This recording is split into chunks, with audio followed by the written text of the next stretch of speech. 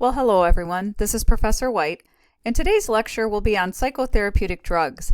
This is sure to be a little bit lengthy, so make sure you have yourself a nice cup of tea or coffee or whatever it is that you do to relax and strap in.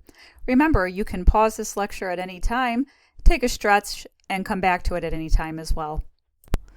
When one considers the deviations that can occur psychologically and psychiatrically, please understand that the cause of these mental disorders is not truly fully understood. There's many different theories that are out there to help describe and define why these things occur, but the main theories are those that deal with the imbalance of neurotransmitters, so things like dopamine, epinephrine, serotonin, and histamine, and then GABA and acetylcholine. So again, a lot of our medications and our treatments then for these medical conditions is really aimed at balancing these neurotransmitters. Considering the different types of psychotherapeutic deviations that we will discuss, we'll be talking about anxiety, some of the affective disorders like depression, and the psychotic disorders as well that basically deal with psychoses. Psychotherapeutic treatment is just a part of the treatment for patients who have psychotherapeutic deviations.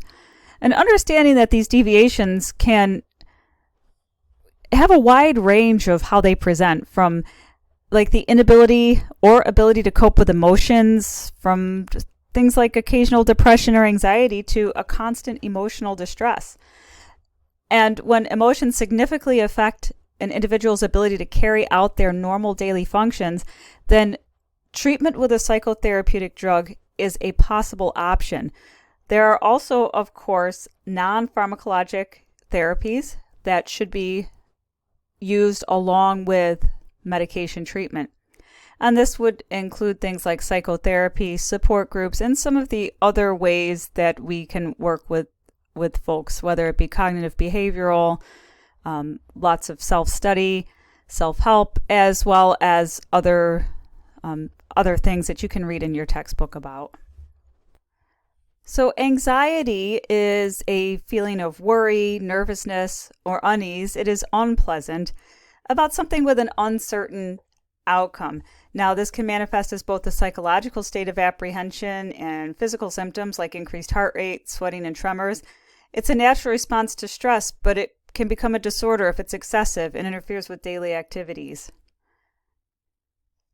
Some of the major anxiety disorders will be discussed on the next slide, but the common symptoms among them are persistent worry, fear, and dread, and the physical symptoms. Now, anxiety is often treatable, often with combination therapy, medication, and lifestyle changes. So the 6 major anxiety disorders are listed here. Obsessive compulsive disorder is the presence of obsessions, which are recurrent and intrusive thoughts, and compulsions, which are repetitive behaviors or mental acts performed to reduce anxiety. For example, a person might wash their hands excessively to prevent contamination, or need to switch the lights on and off 6 times before leaving a room. Post-traumatic stress disorder, basically, it's a development of symptoms after experiencing or witnessing a traumatic event. Symptoms include flashbacks, nightmares, and severe anxiety. An example of post-traumatic stress disorder is a veteran experiencing recurrent nightmares and flashbacks of combat situations. Generalized anxiety disorder is chronic and excessive worry about various aspects of life, so things like work, or health, or social interactions.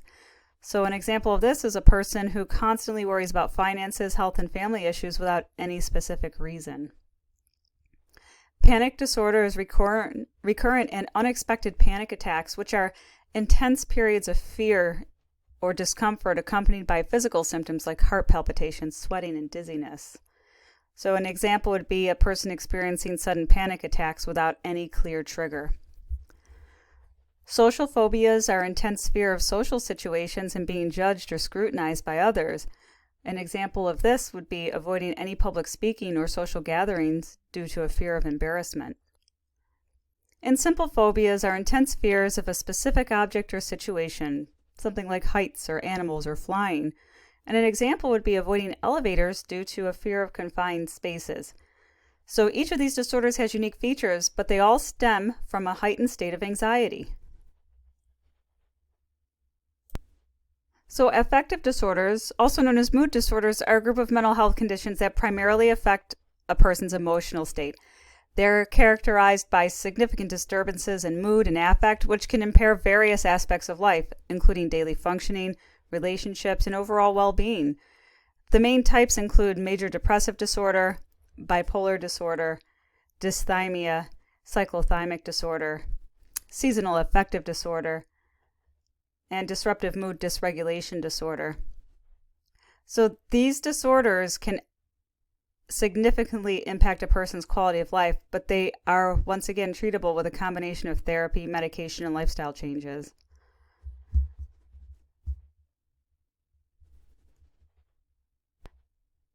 Psychosis is a mental health condition characterized by a loss of contact with reality.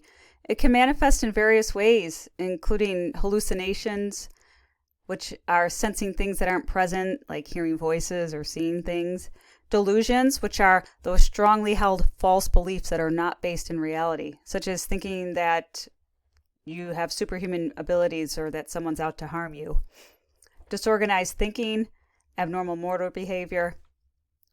Some of the causes are, of course, some mental health disorders, conditions like schizophrenia, bipolar, severe depression, substance use, brain injuries and diseases affecting the brain, and even stress or trauma. Treatment involves a combination of medication, including antipsychotic drugs to help manage symptoms, therapy, including cognitive behavioral therapy and other forms of counseling, and supportive care, making sure that our patient has a safe environment and ongoing support from healthcare providers, family, and friends. So psychotropic drugs are commonly prescribed to our patients here in the United States. It's not a one-size-fits-all approach. There's often a trial and error process where patients are trying different meds and seeing how they work for their symptoms and if they can manage the side effects. So non-adherence is a common issue for several reasons. One is the side effects, that many medications come with side effects that can be unpleasant or difficult to manage, such as weight gain, drowsiness, or sexual dysfunction. Now, these side effects can discourage patients from continuing their medications. Stigma. There's still a significant stigma associated with taking psychiatric medication, so they may feel embarrassed or judged by others. And psychotropic medications often require strict adherence to a complex regimen, including taking pills at specific times, dietary restrictions, and regular monitoring. This can be overwhelming for some patients. And some patients may not fully understand their condition or the importance of their medication, leading to unintentional non-adherence. This is particularly common in conditions like schizophrenia, where insight can be impaired. Additionally, there is potential financial constraints, lack of support, and miscommunication with healthcare providers. So it's important as we go through these medications that we address the factors for non-adherence through better patient education, support systems, and communication to help ensure and improve adherence to the medications. So as we start to go into some of the actual pharmacological classes, the first one we're going to talk about are the anxiolytic drugs. So these medications work by reducing the activity of the central nervous system. In anxiety, it's thought to be overactive, so by decreasing the action, we can get some symptomatic relief for our patients. The classes in here of this bigger class would be our benzodiazepines, and then this miscellaneous agent called buspirone, which we will get to in a moment. Benzodiazepines, which are often referred to as benzo, are a class of medications that work on the central nervous system to produce a calming effect. They're most commonly used to treat anxiety, insomnia, seizure disorders, alcohol withdrawal, and muscle relaxant. So they work, they're thought to enhance the effect of GABA, which has a calming effect on the brain. So by increasing GABA activity, these medications can help reduce anxiety, induce sleep, and relax muscles. The medications that would be ones that you should be aware of would include alprazolam, diazepam, lorazepam, and even clonazepam. So remember, they end in lam and pam. Most of them are PAMs. While benzodiazepines can be effective, they can also come with some risks, which include things like dependence and addiction. So they can be habit forming, especially with long-term use. Withdrawal symptoms. So stopping them suddenly can lead to withdrawal symptoms like anxiety, insomnia, and seizures. They can cause problems with memory and confusion. And they interact with other substances, especially opioids and alcohol, so other central nervous system depressants. The major adverse effects is basically an overexpression of what the therapeutic effect would be. For this reason, benzodiazepines are typically prescribed for short-term use due to the risk of dependence. And let's see what happens with overdose. So overdoses of benzodiazepines, it's hard to actually overdose to cause actual death. However, when combined with other central nervous system depressants, it can actually and absolutely happen. So treatment is generally supportive and symptomatic. The patient may need assisted ventilations and things of that nature. We do have flumenazole, and that is a reversal agent for those who are seriously affected by overdose. Remember to teach your patients to avoid other central nervous system depressants. And also remember that adverse effects and interactions are more likely to occur in patients who already have renal or liver issues. So as we just discussed a couple of the different medications in the classes here, alprazolam is most used as an anxiolytic, so to decrease anxiety. It's used for short-term relief of anxiety symptoms, panic, and sometimes people with depression often have the anxiety, so it treats that with it. Adverse effects are listed here, and interactions. So the oral contraceptive interaction, basically science shows that by a person taking oral contraceptives and alprazolam, that there could be some prolongation of the alprazolam symptoms, though how clinically significant it is still up for discussion. Diazepam, which is known by the trade name of Valium. That's why I have a picture here. If you don't know who this fella is, then my friends, you're probably too young, but this is Prince Valium from Spaceballs, the movie. So I like to just put him here to remind us that diazepam makes a patient pretty sleepy, and again, it's a long-acting one. It is used for anxiety, alcohol withdrawal, status epilepticus, to give people a chance to kind of calm down prior to surgery. So we use it for pre-op sedation and also for skeletal muscle relaxation. It's to be avoided in patients with hepatic dysfunction because of how it's metabolized. Lorazepam is intermediate acting. This one is important to take note of because this is given frequently in the hospital for our patients who are suffering alcohol withdrawal or delirium tremors. This can be given by mouth, IM, IV. It can be given continuously. We can use it preventatively to prevent alcohol withdrawal or to treat alcohol withdrawal as the patient is withdrawing. So it's an important little drug to take note of. So buspirone or Buspar is a medication that's typically given to treat anxiety.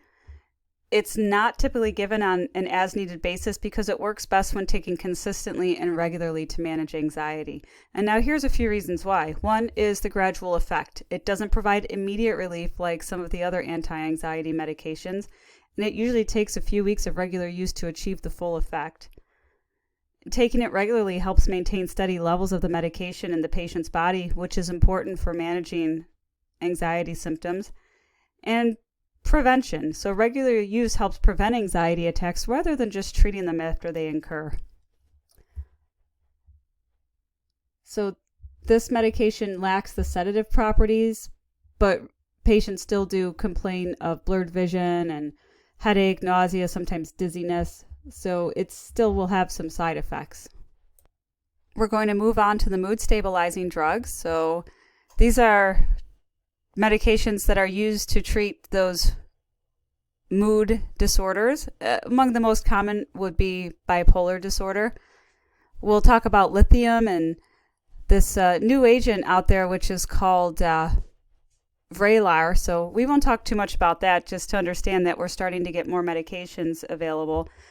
So Vraylar affects dopamine and serotonin.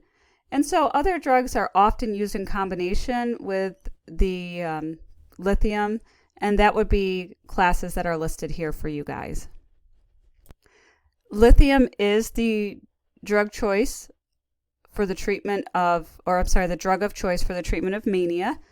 So remember, bipolar patients, they tend to go from manic areas to depression, and they can swing back and forth. So that's why it's called bipolar. However, different bipolar disorders have different varying levels of mania. But in general, lithium is used to treat and prevent mania in our patients with bipolar disorder. It basically increases serotonin transmission. We do have to monitor lithium levels in our patients. The therapeutic range is 0.6 to 1.2 milliequivalents per liter. And once the levels get to be about that 1.5, we start to see these toxic side effects, right? The complaints that the patient will have, including GI discomfort, which is one of the most common ones, but it could also be manifested by tremors, confusion, and even death.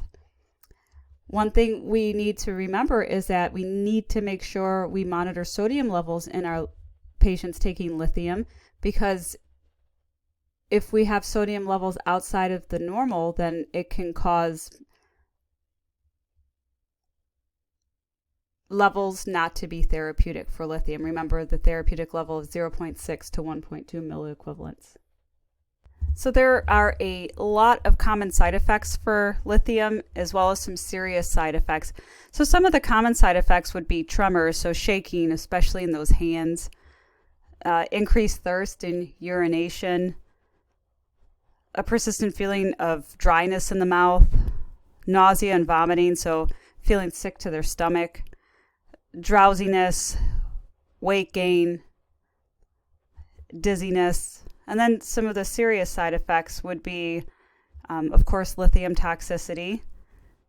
Remember, if a person shows signs of lithium toxicity, severe nausea, vomiting, diarrhea, even seizures, requires prompt medical attention. Long-term use can affect kidney function. Lithium can also affect thyroid function, so regular monitoring is necessary. It can lead to hypothyroidism or goiter, can cause changes in the heart rhythm and function, and can also cause coordination problems, muscle weakness, and others. So as a result, we need to have regular monitoring of our patients, so blood tests to monitor lithium levels, kidney, thyroid function, sodium levels, staying well hydrated to prevent lithium toxicity, and making sure we know all of the medications that a patient is taking. Antidepressant drugs will be our next class of medications. So antidepressants are very commonly prescribed, not just for depression, but for all sorts of other disorders as well, including migraines, premenstrual syndrome, menopause, lots of different things. So you can pause and look here. Something to note is that antidepressants do require at least 6 weeks of therapy with adequate dosage to really be able to evaluate if the medication is working or not. And we can start at a lower dose and kind of titrate up from there. Antidepressants alone are not always indicated. We should be using them along with psychotherapy. And the FDA issued black box warnings regarding the use of all classes of antidepressants in both adult and pediatric populations. So data from the FDA indicates that there is a higher risk of suicide in patients receiving these medications. And as a result, recommendations for all patients include regular monitoring of signs and symptoms of worsening depressive symptoms, especially when the medication is started or the dosage is changed. All right, so let's look at some of the classes of the antidepressants. We have the tricyclic antidepressants, or TCAs. These are primarily used to treat depression and some of the other mental health conditions. For our purposes, they're no longer first line, they're second line, and they may be added on to patients who are already on other antidepressants. And the common medication that you should remember in this group is amitriptyline or Elavil. So let's go down these slides real quick. So tricyclic antidepressants are called tricyclic because of their chemical structure, which includes 3 rings. And they work by increasing the levels of certain neurotransmitters in the brain, specifically norepinephrine and serotonin, which help regulate mood. They also block the action of acetylcholine, and that can contribute to their therapeutic effects. So in addition to depression, tricyclic antidepressants are also used to treat anxiety disorders, OCD, chronic pain, insomnia, bedwetting in children, and post-traumatic stress disorder. So again, these ones end in usually lean at the end. So amitriptyline, nortriptyline. The one that's used for nocturnal enuresis is imipramine.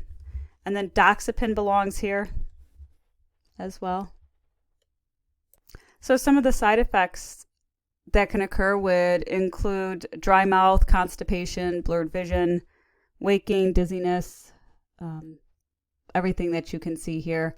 And again, in our older patients, they're going to have more postural hypotension as well. So not just orthostatic, but postural, delayed micturition. So they might not be able to pee very well. So more side effects in the elderly. I grabbed this little picture for you because it's one of the ones I like to remind you about tricyclic antidepressants and what they're used for and side effects and all that.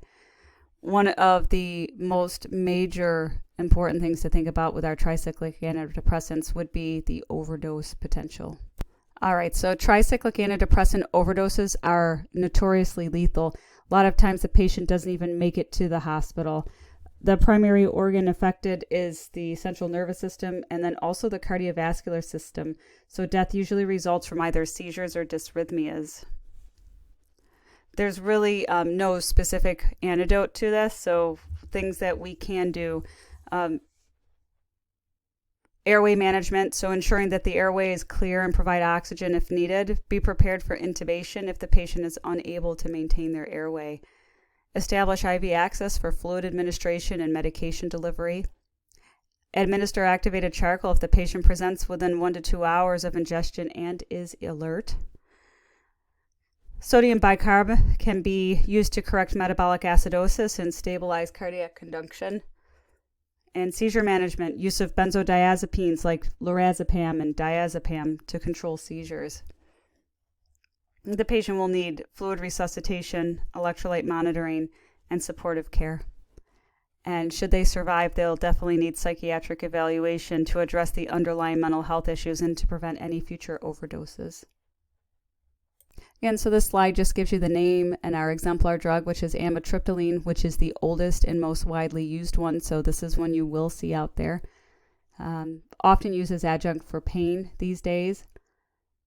And again, it is a tricyclic antidepressant, so everything we just talked about definitely rings true for this.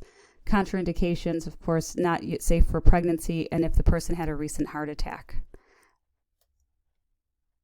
St. John's wort is often called herbal Prozac because it's used as a natural remedy for depression, similar to how fluoxetine, which is the generic name of Prozac, works.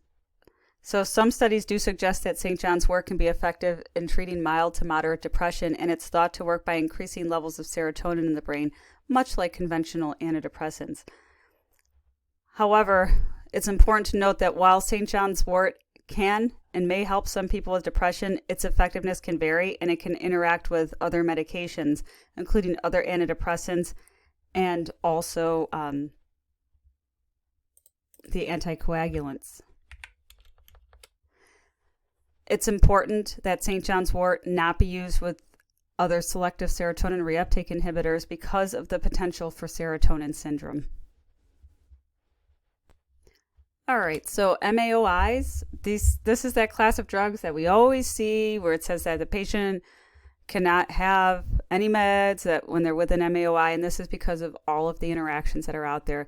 These are not going to be used very often. You will still see them used in Parkinson's disease and some people who have been refractory to treatment for their depression with other less involved medications. So again, they're a class of medications used to treat depression and some other mental health conditions, and they work by inhibiting the activity of MAOA and MAOB, which are responsible for breaking down neurotransmitters like dopamine, norepinephrine, and serotonin. So by inhibiting these enzymes, MAOIs increase the concentration of the neurotransmitters, which can help alleviate the symptoms. So I do like this picture here for you a little bit better.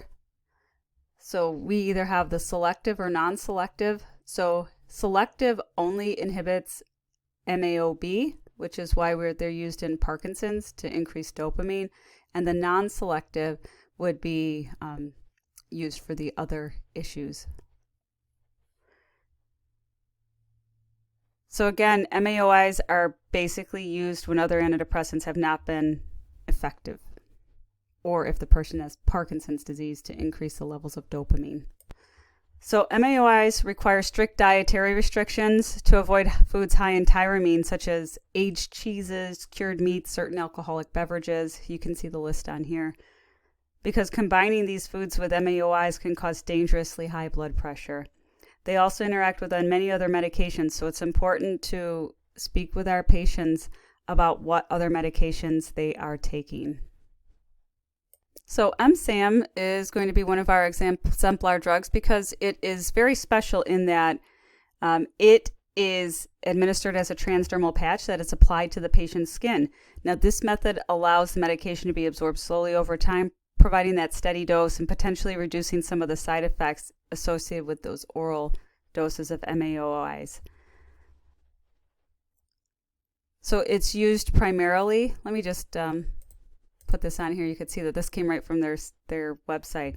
Used primarily to treat major depressive disorder in adults and people at least 12 years of age and older, and may also be used for other conditions.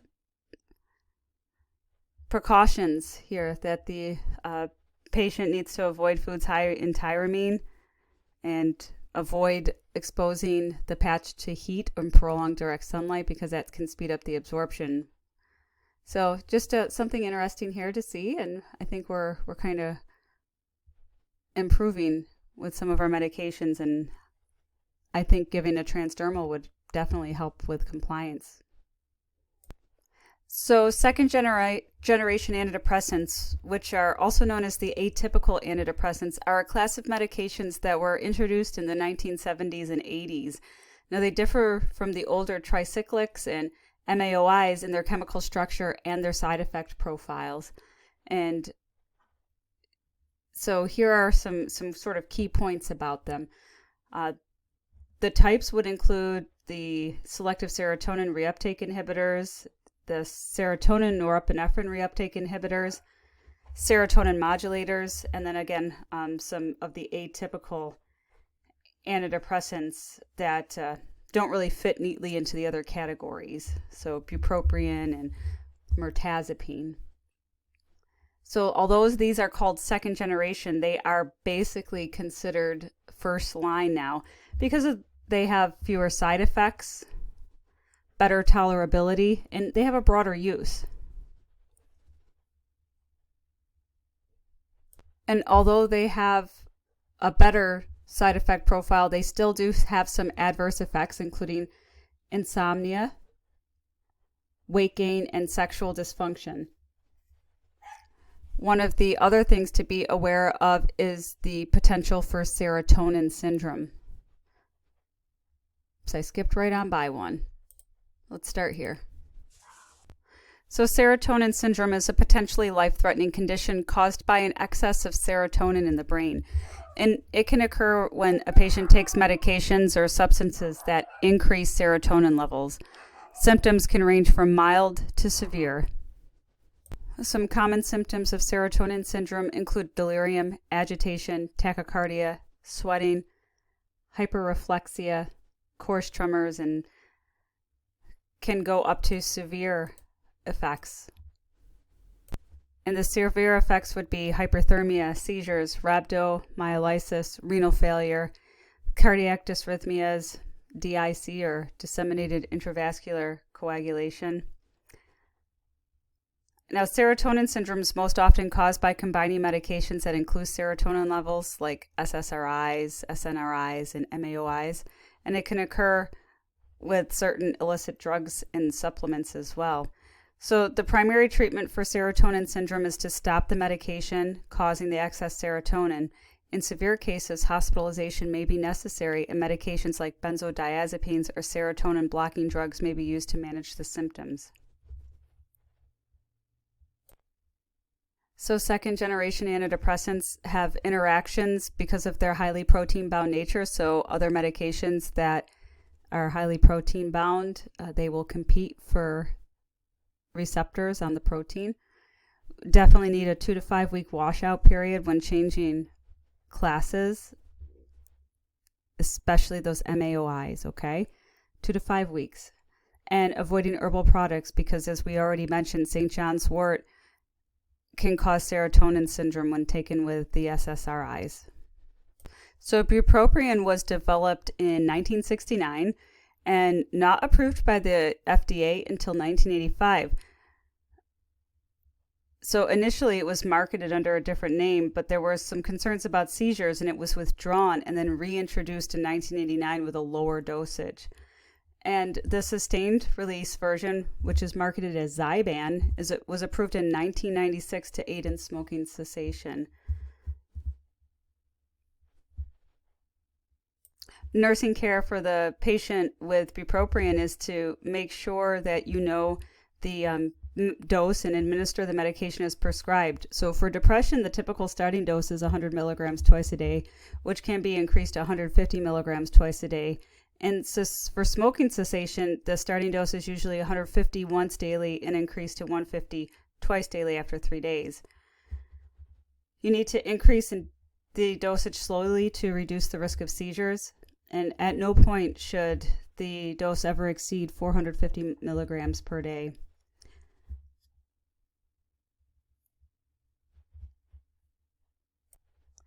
Citalopram is a selective serotonin reuptake inhibitor that's used to treat depression. It was actually synthesized in 1972, but was not approved until 1998 for use in the United States. It has since become one of the most commonly prescribed antidepressants, which is known for its efficacy and relatively mild side effect profile. Typical starting dose for depression is 20 milligrams once a day, which can be increased to a maximum of 40 milligrams per day. And again, not too terrible side effect profile. Discontinuation syndrome can occur when stopping an antidepressant like citalopram too abruptly, and it's more likely to happen if the patient's been taking the medication for at least 6 weeks. Some of the symptoms would include flu-like symptoms like fatigue and headache, GI changes, dizziness, lightheadedness, and mood changes. And these symptoms usually start within 2 to 4 days after stopping the medication and typically last less than 2 months. This is why it's important to taper off the medications gradually under the guidance of a provider to minimize those symptoms. Duloxetine, which has been marketed under the brand name Cymbalta, is a serotonin norepinephrine reuptake inhibitor. It was approved in 2004 for the treatment of major depressive disorder and also used to treat general anxiety disorder, fibromyalgia, neuropathic pain, and chronic musculoskeletal pain. It works by increasing the levels of serotonin and norepinephrine in the brain, which helps improve mood and reduce pain. The typical starting dose for depression is 30 milligrams a day, which can be increased to 60 milligrams. And for anxiety, also started at 30 milligrams. Monitor for adverse effects such as nausea, dry mouth, sexual dysfunction, insomnia, of course, hepatotoxicity.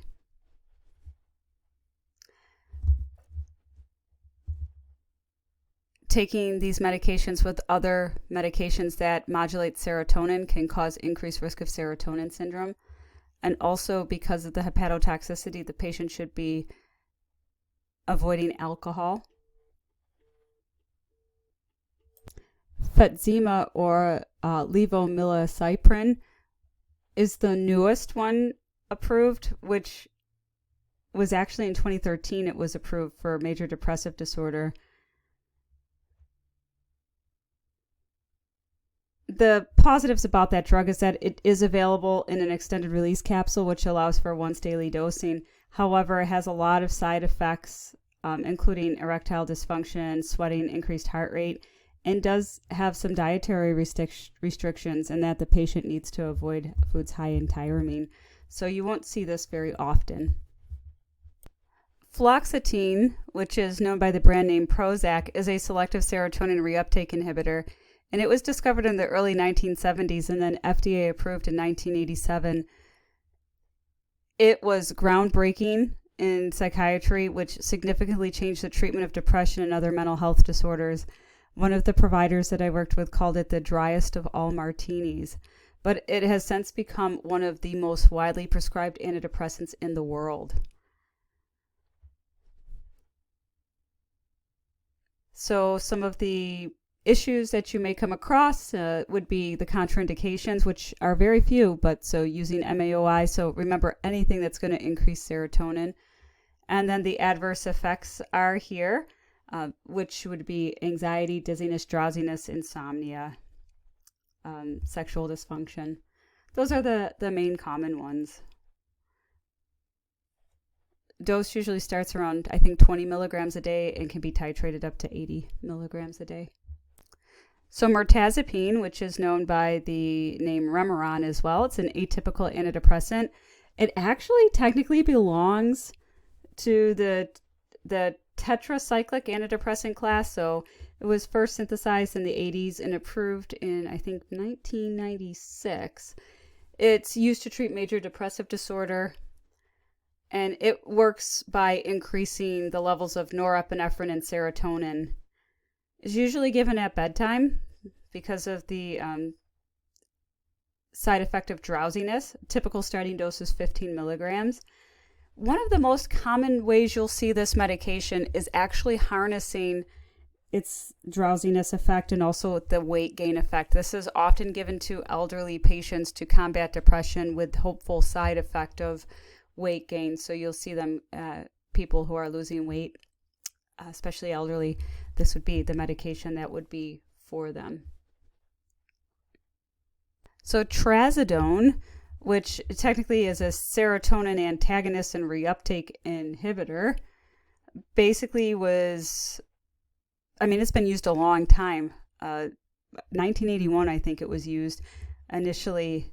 It was originally used to treat depression, but has since found to be very effective for anxiety disorders and insomnia. So you'll see it mostly given for people with mood disorders and trouble sleeping at night. It works by increasing the levels of serotonin in the brain, which helps improve mood and promote sleep. Typical starting dose is 150 milligrams per day, taken in divided doses. Again, it's got really sleepy qualities to it, so the patient may need to avoid heavy machinery and driving and things like that until they know how this medication will affect them. All right, so now we're going to venture into the antipsychotics. So these are drugs that are reserved for treating severe mental illness, and especially things like schizophrenia. They are also used in treatment of autism for some of the symptoms that the patients experience. Movement disorders, Tourette's, so they have a wide range of use. They've been known as tranquilizers or neuroleptics. So the conventional or first generation drugs were called phenothiazines, and second generation are called atypical antipsychotics. Doesn't matter which one they are, how they work really is to block dopamine receptors in the brain, and that decreases dopamine. So the result, patient is a little bit more sleepy. This is very helpful for our psychotic patients. And why this works is really based on the theory that an imbalance of dopamine in the brain contributes to the development of psychotic symptoms. So excessive dopamine, especially in certain brain regions like the mesolimbic pathway, is associated with the positive symptoms of schizophrenia, such as hallucinations, delusions, disorganized thinking. And high dopamine levels can also contribute to negative symptoms, including social withdrawal, lack of motivation, and reduced emotional expression. Cognitive deficits are also affected by dopamine dysregulation, which leads to difficulties in planning, decision-making, and memory. So the conventional drugs are really good at managing the positive symptoms, but not so much the negative. And the atypical antipsychotics have efficacy in both positive and negative. So that's why they would be potentially used one over the other. All right, so reasons that antipsychotic drugs are used, should be able to guess this by now, which is psychotic illnesses, anxiety and mood disorders. And then there is the medication prochlorperazine, which is used for nausea and vomiting. So it does work on the vomiting center of the brain a bit. So that one specifically. Over the next couple slides, we'll look at the adverse effects, but some of the main ones that we really need to be worried about is agranulocytosis, which is basically the loss of white blood cells, the inability to make them, and then also some hemolytic anemias where the red blood cells will be broken down, and a lot of central nervous system effects. So this slide I have for you, you can see them. So the patient has drowsiness. There's something called neuroleptic malignant syndrome, which we'll discuss on the next slide. Tardive dyskinesia, which is the abnormal facial and tongue movements. Pseudo-Parkinsonism, so how we learned how patients with Parkinson's behave. The medications can cause these extrapyramidal symptoms. Dystonia, which is how the eyes will move, and facial grimacing and spasms. And then, of course, akathisia. So extrapyramidal symptoms are generally manifested by involuntary motor symptoms like we discussed on the previous slide, and they can come out in things like using Haldol therapy or any of these other medications. So extrapyramidal symptoms are generally treated with benzotropine, which is cogentin, or Artane, or trihexylphenidol. So neuroleptic malignant syndrome is a rare but life-threatening reaction to antipsychotic medications. It's characterized by a combination of symptoms that include things like high fever, muscle stiffness, which can lead to muscle breakdown and rhabdomyolysis, altered mental status, and autonomic dysfunction. So it's the instability in blood pressure, excessive sweating, and rapid heart rate. Now, it's often triggered by the use of antipsychotic medications, particularly those first-generation antipsychotics like haloperidol, but can occur with second generations and also with the antiemetic medications. Diagnosis is based on clinical symptoms, and treatment really does involve stopping the offending medication, supportive care, and sometimes medications like dantrolene or bromocriptine to manage the symptoms. And I have this slide here that kind of differentiates between serotonin syndrome and neuroleptic malignant syndrome. To be sure that prompt treatment prognosis for neuroleptic malignant syndrome can be good, but it can be fatal if not treated quickly.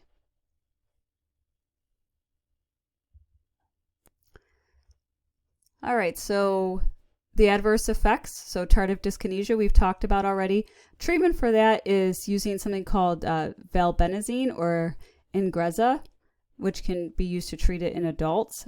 Some other issues which may occur would be insulin resistance, weight gain, increases and changes in their lipids, and metabolic syndrome. So let's take a little talk about haloperidol or Haldol. So we give haloperidol decanate in a long-acting form for treatment of psychosis. It is not to be used in patients with Parkinson's or people with large amounts of CNS depressants.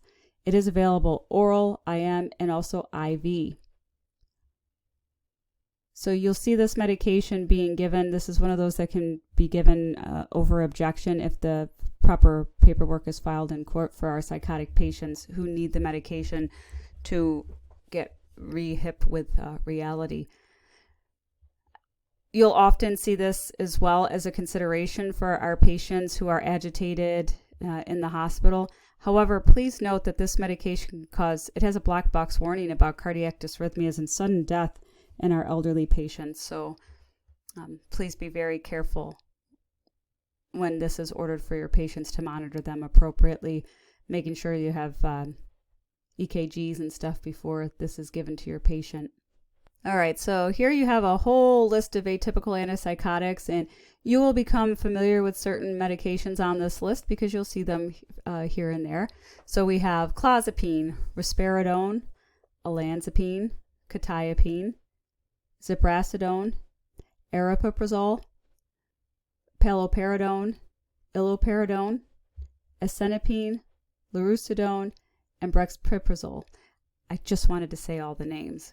Some of the common ones that you'll see will be risperidone or risperidone, olanzapine, aripiprazole, and those would be for a lot of med-surg patients and elderly patients, sometimes patients with autism. You'll see Geodon, Clozaril, Seroquel, a lot of those medications used in our patients with psychosis. So the atypical antipsychotics are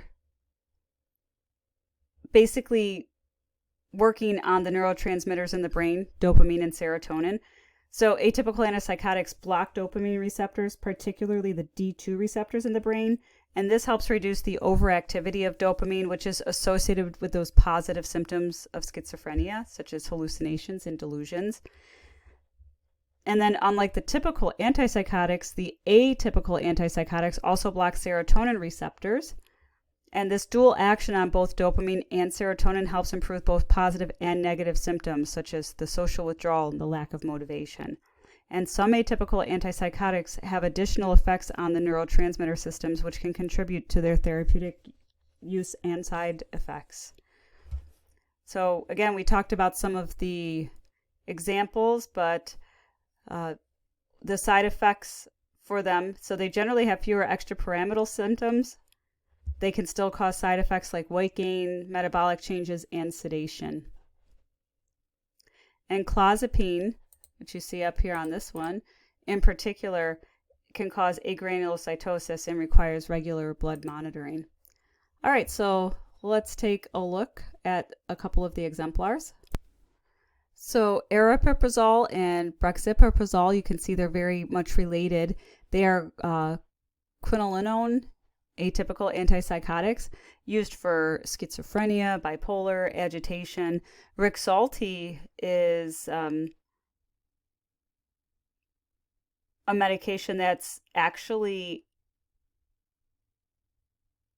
used for, like agitation that's associated with dementia due to Alzheimer's disease, in addition to schizophrenia and major depressant disorder.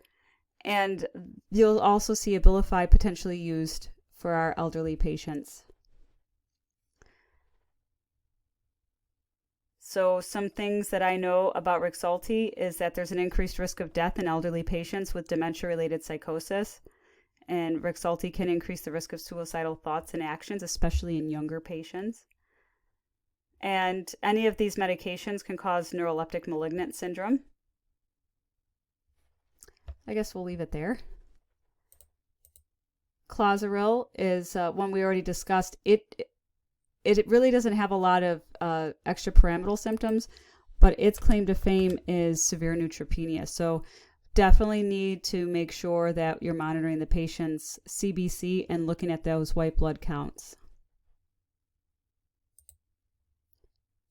Okay, so risperidone is used for schizophrenia, among other disorders, but we'll talk about it under the guise of schizophrenia.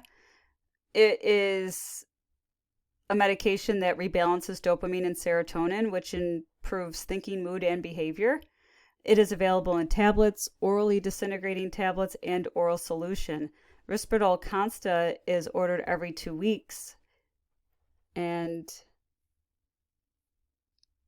Invega Sustenna is actually paliperidone, which is very much related to risperidone. And that is got a little bit of a different dose, but it does last for 1 month. So these medications, the reason that we give them this way is because it increases the patient's ability to be compliant with the medications. And people who are getting these medications often will have a nurse in the community that can follow along with them and give them to them. All right, so we're going to go into our nursing interventions and our implications. All right, so this is in general as classes, right? So as classes of psychotherapeutic drugs, make sure you're assessing physical and emotional status of your patients. Get their baseline, know their vitals, and excuse me, check for their blood pressure readings to make sure that you have our baseline for orthostasis, baseline liver and kidney function, because many of these medications are hard on the liver and the kidneys. And remember to complete your suicide assessment scales on your patients at the beginning of treatment, frequently throughout, and at any dose change. Make sure you know if your patient has any contraindications to therapy and know their baseline as far as level of consciousness, alertness, and their potential injury to self and others. So not just suicide assessment, but injury. Make sure that if you're administering medications to your patients, that the doses are actually swallowed. So you need to check their mouth. Provide education in terms that the patient understands and understands how long it will take for these medications to become therapeutic, because it does differ by class. Advise against abrupt withdrawal of the medications. It doesn't matter which class they are. Safety-wise, make sure your patients know to change positions slowly because of the postural hypotension, that they need to engage in psychotherapy and not just medications. Remember, it's an interdisciplinary plan of care that requires multiple facets to be successful. These medications should not be taken with alcohol. Anything that depresses the central nervous system can be potentially fatal if combined with alcohol. Remember, our old folks are especially keen on developing side effects because of their changes in metabolism and how they deal with the drugs in their bodies. So they may react quite strongly when you give them a medication. I remember giving a medication to a patient who was elderly, and he was completely agitated and psychotic, and we gave him 1 dose of the medication and he slept for almost a day and a half. That was not what we anticipated to happen. All right, antidepressants. Remember at the cautions, contraindications, and interactions that it may take several weeks to see therapeutic effects. Remember to assess their suicidal tendencies and assist your older patient with ambulation and other position changes because of what may happen to them with postural hypotension. Tricyclic antidepressants need to be weaned and discontinued to avoid anesthesia interactions. Caffeine and cigarette smoking can decrease the effectiveness of our TCAs. And with MAOIs, instruct the patient about their dietary restrictions. The phenothiazines. So these phenothiazines, they can produce those anticholinergic-like effects of dry mouth, urinary hesitancy, and constipation. So that you may need to educate them about that. They should be wearing sunscreen because of photosensitivity. No antacids or antidiarrheal medications within an hour of the dose. And long-term haloperidol therapy can result in tremors, nausea, vomiting. So report those to the provider. And also, our phenothiazines, if you're taking an oral form, or if your patient is rather, can take them with meals for GI issues, and that they can cause drowsiness. So somehow or another, friends, we made it through this entire lecture in less than an hour. I encourage you to be mindful and help be a part of the solution to decrease the stigma that's associated with mental health. We wouldn't tell a patient with diabetes to tough it out when they needed insulin. We wouldn't tell a patient who has the need for crutches that maybe they should just try harder. And we should never tell patients who have psychiatric disorders and mental health disorders that they should just try harder, right? So remember to show compassion and empathy. Be the nurse that you want taking care of you. All right, thanks, guys. Have a great night.